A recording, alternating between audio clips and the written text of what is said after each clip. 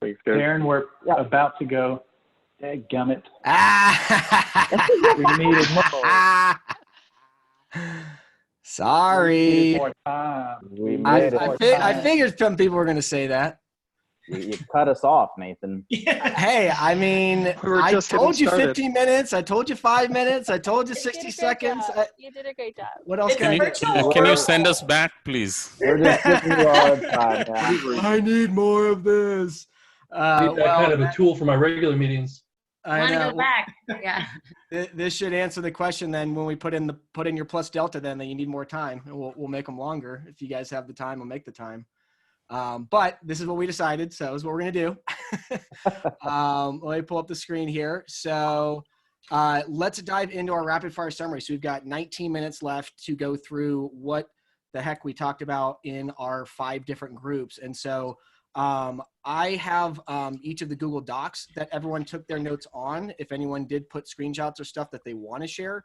Otherwise, we'll just focus on video shares. But without further ado, let's just start from the top. And Josh and Amy, are you ready to give your 3-minute introduction? And actually, Bianca, reminder, you're going to have our 3-minute timer on your phone, so you'll hear when your 3 minutes is up. But go ahead and let me change the share to our Google Docs and go for it. All right. So first, we definitely needed more time. One of the things that we did is we got in initially and had Amy kind of level set the group and the audience to help bring us together and communicate. We were fortunate enough to have some design professionals in the group. We had some civil background. We had mechanical. We had electrical. We had a number of different components that made up a good group to have these discussions. So Amy kind of level set the group initially out of the gate, and we talked about what prefab is, how it's different than offsite. So we talked about a number of different things, and she brought up a slide about the prefab continuum. So that was something that was, kind of laid the baseline. And then we went into talking about DFM and how DFM and DFMA can be 2 separate things, and then they can have a common ground of how they start to get set up. So, that is where we started getting into the meat of this whole thing. Lee was in our group, and we asked her a question: how do we engage the designers, and what tools do you need from us? And what became very apparent is that there is a breakdown in communication between the design teams and the GCs, and understanding really a lot of what's happening right now is we're doing prefab, but it's coming from the electrical and mechanical contractors. They're doing this in their own world, and there's not been a lot of education to help understand how we can engage this more and bring more awareness. Now, there's a number of things that we weren't able to dig into deeper. Darren just started getting into talking about some of his points as what it means to be a subcontractor and how we need to engage. So, Amy, any couple points that you want to make there to add on top of this? Yeah, honestly, I think one of the best things about hopefully this little session was that it's hard to get into an advanced conversation if you're not all speaking the same language, right? So I think one of the things that we recognize in I hope, and feel free to give a thumbs up or something, is that we're just not all talking the same words. And so it's hard to create better processes and to engage in collaborative, conversation if you're all talking about something and you don't know what it means, or if somebody else has a different meaning for it. So hopefully that helped. I know we ran out of a little time for comments and questions. I did post up all my contact info. And again, Nathan and I have some stuff coming up in the future. Happy to answer any questions. I'm super available all the time. It doesn't matter. I always want to help. So I do think our group did, hopefully, because even in the introductions, people use some words interchangeably that I just didn't even understand. So I think we came to a good place, maybe at least to start talking conversation in the same language. Awesome. And we all agreed it was great to have someone from Autodesk in this position now to help drive this thing forward. Round of applause. Absolutely. Totally agreed. Yeah. Welcome to your new home, Amy. I know, and really, honestly, it is such a great home. this is the only place that I could come to really scale this globally and make my life's work really complete, and really to make all of your lives easier and empower you. So that's why I gave up my own business to be there. And I really appreciate everything they've done, especially during this time. Mm-hmm. Awesome. All right. I think that was right at our 3 minutes. I don't know, Bianca, but let's perfect. Move to the next group, which was managing remotely. Jeff, Dan, who's going to kick it off? I will kick it off, and I will not unmute as I'm correctly supposed to do. So, keeping in line with having technical difficulties, you've got to do that. I think it was really cool. I'm going to go over, when we did our intro, we actually answered every question, but what I did find very interesting is nobody at the end said they were going to come out of social distancing and go to work, which I thought was a very interesting comment. But what I thought was really interesting was we had a depth of the tool usage and a shift. Not only are people shifting to remote, but they're actually getting more of a depth out of the technology that they have. Whether they're using base camps or Teams or other things, they're getting more and more out of it, which I think is a great result of where we're at and what we have to do. There's also a lot of intention around the interactions that people are having, and I think that's critical to people beginning to understand empathy and how we work in this new modern paradigm. And having to do it remotely has made them think about it. I think it was Brianna who brought it up first, but this whole using some sort of asynchronous tool to get information in when you can, because we all have these different schedules, and having to understand that we have children at home, so certain people can work different times, and creating tool sets that, work with that.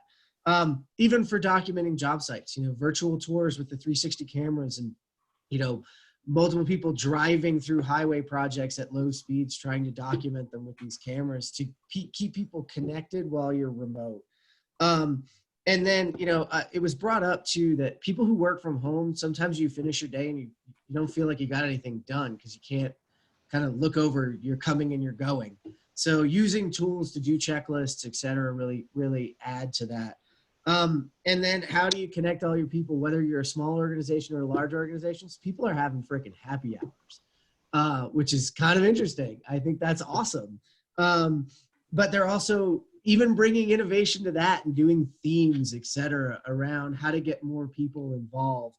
And then finally, it's this, and Nathan, I know you're going to love this, is understanding your people's personalities, whether it's through personality tests or whatnot. Your introverts. Assessment. It's not a test. It's an assessment. It's an assessment. You're all right.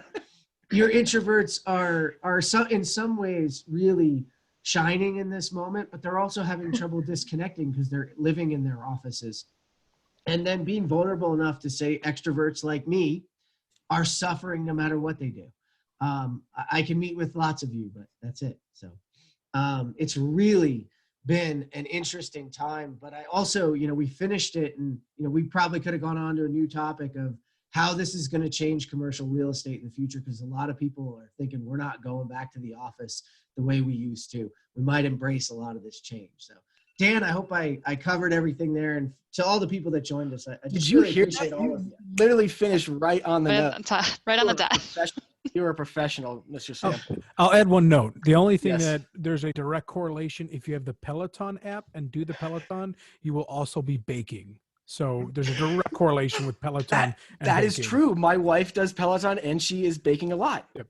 That's fascinating. Must be subliminal messaging or something. Yeah. I need to get a Peloton for my wife then. Yep. Yeah. At least the app. Because I like baked goods. All right, moving on. Apparently, the diversity inclusion group was on fire. So, Sasha, you want to, or Lil, whoever's giving us an update. I don't know. Lil was the note taker, so I want to give her first crack at it if she wants. I was actually just trying to quickly add my notes to your notes, but yeah, go for it. I'll jump in if you miss it. Okay. Yeah. Okay. So I appreciated that feedback that it was on fire. I love that, but we got through one question, people. We made it through one really question. Good. It was I think we can go for a couple more hours, but it was really Yeah. fun. Yes, but it was useful. And the first question that we asked was, what's the data support that inclusive leadership matters? That was kind of what we led with. So we invited Martha Feedback, who is from the nonprofit group called Catalyst, which does specific research and education directly related to underrepresented individuals, and how the specific report she really showed was really around how leadership influences this. Because every single person on this call has had this experience. People typically don't leave companies, they leave supervisors or leaders. And so we know this innately, we've all experienced it, but we really need some data around this in order to be able to build the case and either lead as an inclusive leader or be able to deplore our leaders within the company that this matters and that it should be something that's focused on. So just a few highlights here. Some of the things that Martha had shared is that the barriers to advancement of underrepresented individuals within organizations, over 20 years of research, we're not really making that much progress. So I think for us as construction, we know more than ever, this has to be something that's intentional and thought of by the company. Talked a little bit about mentors versus sponsors.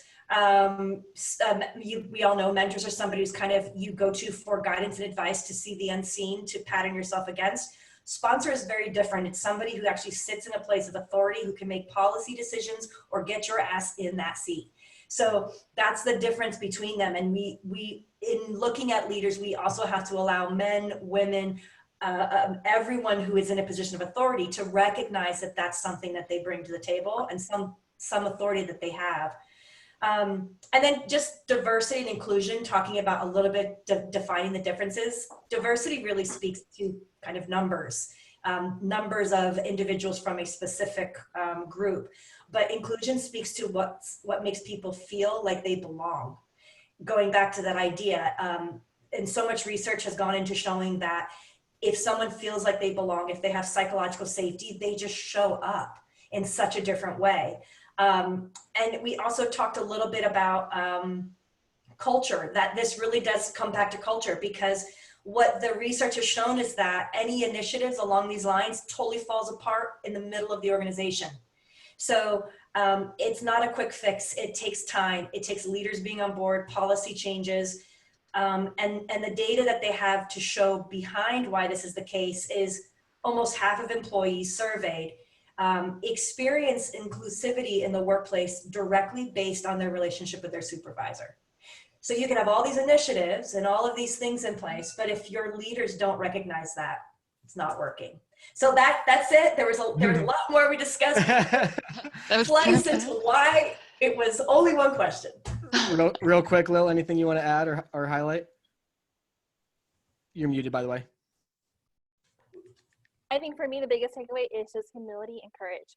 You know, have the courage to like share your failures and be a model of that and just talk it through and be humble about it. So that's my biggest takeaway from this discussion. That is awesome. Okay, so moving on, our next topic is financials, field to Fed. So either Dennis or Chad want to start?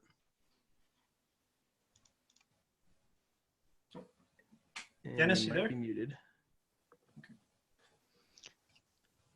Yeah, Unmute. Dennis. There we go. Okay, my 3 minutes start now.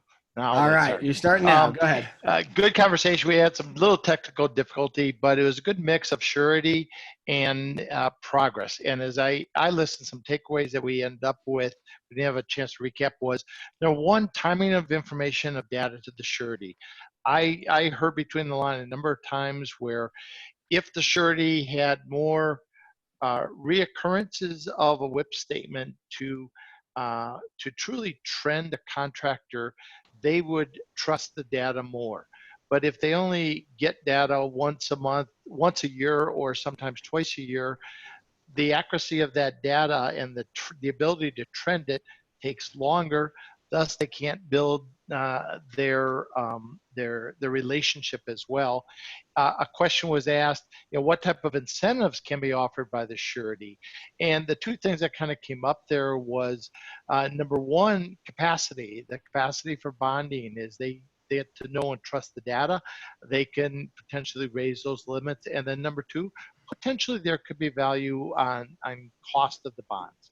Then the second, I think, major takeaway was agreement that, the accuracy of the WIP statement is critical, and the job to date cost and job to date billings are accurate because those those are financial numbers, but it comes back down to the accuracy of the forecast, and that, some companies do a much better job than others. It is a major pain point and a major area of improvement. Chad. Yeah, it was a great discussion in the sense that we actually all were speaking the same language. In terms of the pain points, they were really well understood, right from subs to surety. So that part was great in the sense that with more time on this, we can start digging right into some solutions here. That was probably the best takeaway because we literally just started touching, like we just created a baseline. And we modeled the conversation, or the conversation was clearly modeled around high performing contractors, subs, and GCs. So like I said, it was the language, we were all speaking the same language, the pains were understood. So now it became clear that I think it should springboard us into a conversation on, we already know what needs to be done. How do we get everybody to do it? And how do we increase, I'm going to take Dennis's term here, how do we increase the frequency of submission so the proper trending exists for sureties to establish predictability? And that was probably that was probably the best takeaway that I saw that we can use as a springboard into the next conversation to really dig in. And that's why we recorded this, because that was a really, really good little one-liner there. That was awesome. Great job, Chad. Because that's a lot of brain power in that room and trying to understand the same language for these common problems. So that's really cool. But all right, we got 3 minutes left. Last group is risk management. Satyam, Dustin, who's going to go first? Yep. Awesome. So we had a great conversation, and I think it continued to evolve as we kind of move through our different talking points. But really the main kind of concept that was discussed is the fact that the views on risk are rapidly evolving. I think we were in a place, let's say 3 or 4 months ago, before the shelter in place or remote work really started to increase, where we all knew IPD could be helpful. We all knew modeling is going to help people get on the same page, but we've seen a much greater push towards actually seeing that come to fruition.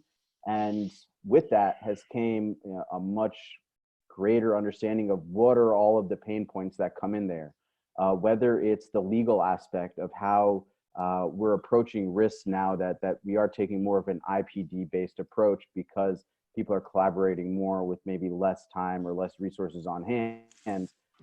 But if we're not actually in an IPD contract, the risk still looks much different from that. So some of those factors go beyond just what the contract looks like, but how effectively people are kind of using this information downstream and becoming more efficient as they're doing that. What ties into that is also the compensation, right? If we're able to provide more value for less hour, what is our value base versus our hourly rates? And so all of these different things begin to come in the picture when we start to understand where are we seeing risk on the work that we're doing or in the work that we're doing. But we've seen, what we've heard, at least from the people in the group, was that this is still something that it is in our earlier stages. I think we're going to see greater, action taken in a couple months when we maybe come out of this and understand what we need to do. But already, BIM has been a major part of teams doing a lot more BIM work technically, but it still is a major pain point, trying to implement it across the organization. Another point that came up as we were talking about the importance of paying attention to some of these risk drivers is the fact that leadership is the key to actually having this adoption be effective. If this is something that is not being kind of preached from the top and the resources and the infrastructure being provided is something that's going to fall flat on its face, And with that comes, a number of other things in the way people are using technologies and the way they're actually being asked to use it. We've seen not only a greater increase in the ways people are using new technology, but a point that Jeff made, I believe earlier, that people are using technology that they already have in ways that they never knew before. And they're actually finding greater value in things that they already own, which is great. So a lot of it is on the earlier stages or aspects of risk management, but I think these are all leading indicators as to where we will see greater progress when it does come to specific risk management down the road. Awesome. Dustin, anything you want to add before we wrap up? We had a great discussion on BIM. I think we need a part 2 for reality capture and some AI talk. Well, again, this was just stage 1, right? This was discovery. So yeah, so we'll have better refined topics for stage 2 that are going to have to go a little bit deeper. And yeah, I think this has been a great experiment. So just a reminder to everyone, again, put it in the chat box. And we can see some plus deltas coming in here, but do send your feedback in. Definitely want to take this into consideration, figure out how to continue to do this and keep everybody collaborating. So thank you, everyone. Nathan, awesome. Bianca, real quick. Yeah, what do you got, Round Josh? of applause. Thank you for putting this together. Thank you for putting this together, Nathan. Oh, Good job, guys. So much. Thank you. Great, Thank you so great much. job. Thank you to You all of our guys are awesome. supporters. And yeah, no, Thank thanks you. everyone for making the time, because yeah, we're all still busy. We're just busy doing different things. So hopefully this whole thing kind of helps us all shift our priorities and focus on what matters. Thanks, guys. Take care. All right. You Thanks, too. everyone. Bye, everybody. Talk to you next month. Thank you. Bye. Thank you.